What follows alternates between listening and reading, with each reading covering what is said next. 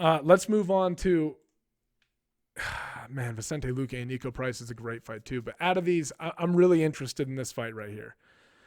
Bryce Mitchell versus Charles Rosa. This is kind of like the Civil War, right? You got a guy from Arkansas and you got a guy from Boston. And both very prideful of their hometowns and both very talented and very unorthodox and both really, really high-level grapplers. This is a really exciting fight. When you watch Charles Rosa, his people don't want to go to the ground with him, but his striking is so unorthodox and so wild and so like that it's effective. I mean, like he implements it pretty well. You know, this is a guy who fought to a split decision with Yair Rodriguez, and Yair had the clear advantage on the feet. I think Charles Rosa learned from that because when you watch him fight Kyle Bochniak, he's starting to throw some spinning stuff.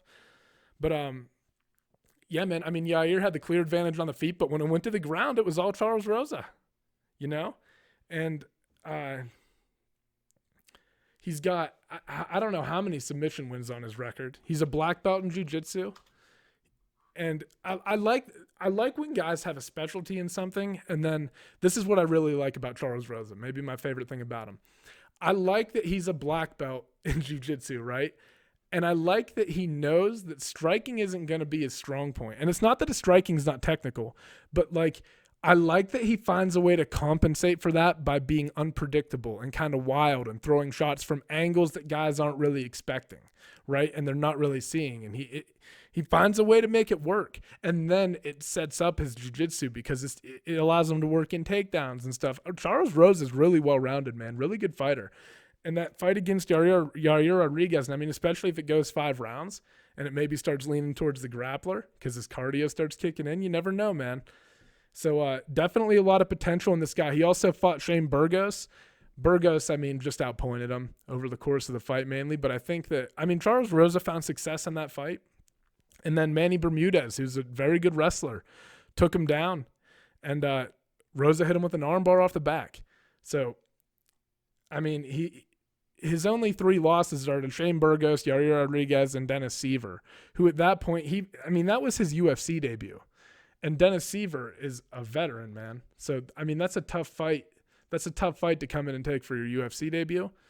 And his losses are all to really notable names and guys with a lot of promise. And he's taken on Bryce Mitchell, who is he was on that season of Tough 27. And I think they used to list his – I could swear that if you go to one of his Fight Pass fights, they'll list his record as like 12-1 or 11-1 or something. But he's listed on like Wikipedia, Tapology and shit like that. It's 12-0. His most recent fight was that twister that he pulled off against Matt Sales. He picked up a unanimous decision win over Bobby Moffitt before that in a fight where they had some crazy grappling transitions and just 2 guys who really knew what they were doing on the ground got to go at it. And then he beat Tyler Diamond via majority of decision at the Tough 27 finale. I think Brad Katona won Tough 27, and Brad Katona also beat Bryce Mitchell in an exhibition match, I believe, on The Ultimate Fighter. I'm pretty sure. Yeah. And anyway, Bryce Mitchell, really talented. He uses some really creative – everything about his game is creative, you know. He's really good on the feet, really smooth, really good footwork. And then when it goes to the ground, he's got nasty jiu-jitsu. And it's like I said, his ground game is super creative. And it's going to be – this is a really hard fight to pick because Charles Rosa is a black belt, and obviously his game is very advanced as well.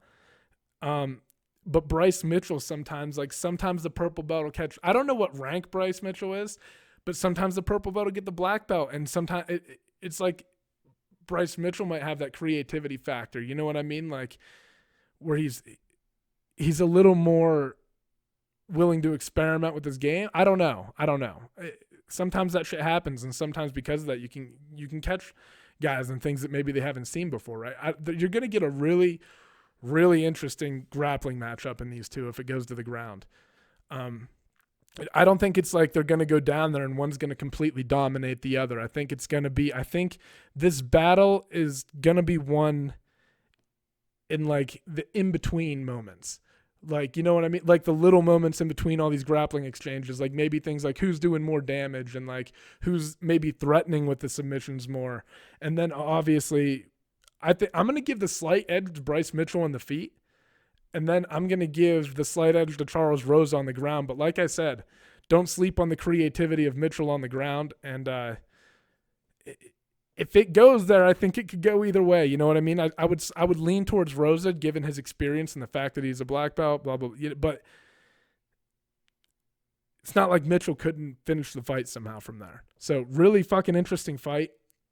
I'm going with Bryce Mitchell just because I think that he's going to be a little bit faster and he'll have a little bit more snap on the end of his strikes.